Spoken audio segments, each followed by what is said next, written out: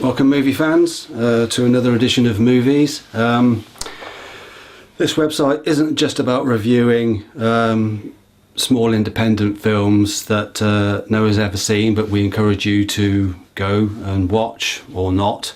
Occasionally a major blockbuster will hove into view and we will take the opportunity to review that as well. And it just so happens that one has just flown into view as we speak. So without further ado, I'm going to give you a few clues as to what this movie might be. The first is that I genuinely had a friend at school whose nickname was Goose. The second clue is that I'm wearing sunglasses. And that's not just because of the bright lights in this studio before me, but also it's the closest that I can get to aviator sunglasses. And the third clue is that, as with most of the reviews on this website, we simply wing it. And if you needed any other clue, that in fact the poster of the film is I realise sat behind me, but the film that we're reviewing today is Gun Maverick, a film by Joseph Kosinski starring Tom Cruise, Miles Teller and Jennifer Connelly. If you don't know what the film is about, then where have you been? It follows the Top Gun 1, released back in the 80s, also starring Tom Cruise. You don't actually need to have seen the first film to understand the plot such as it is in the second film, but it kind of helps understand a bit about Tom Cruise's character, his background and the vibe that both films are simply trying to reach for. The plot is around Tom Cruise reprising his role as Pete Maverick Mitchell, coming back. He's an Air Force test pilot and he comes back to train some Air Force graduates in a mission behind enemy lines to attack a missile silo.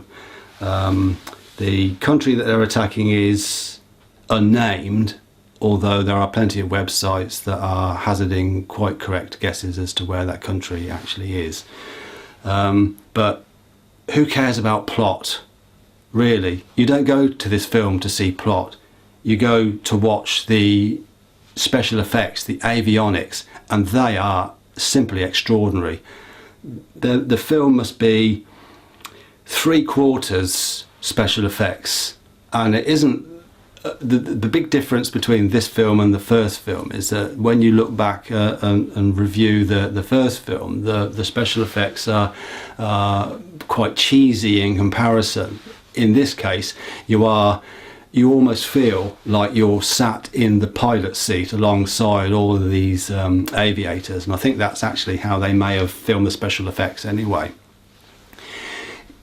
The film is predominantly flying sequences, but done in such an absolutely extraordinary way that you find your jaw dropping to the floor, and then the movie will move to a different special effects sequence and it falls even further.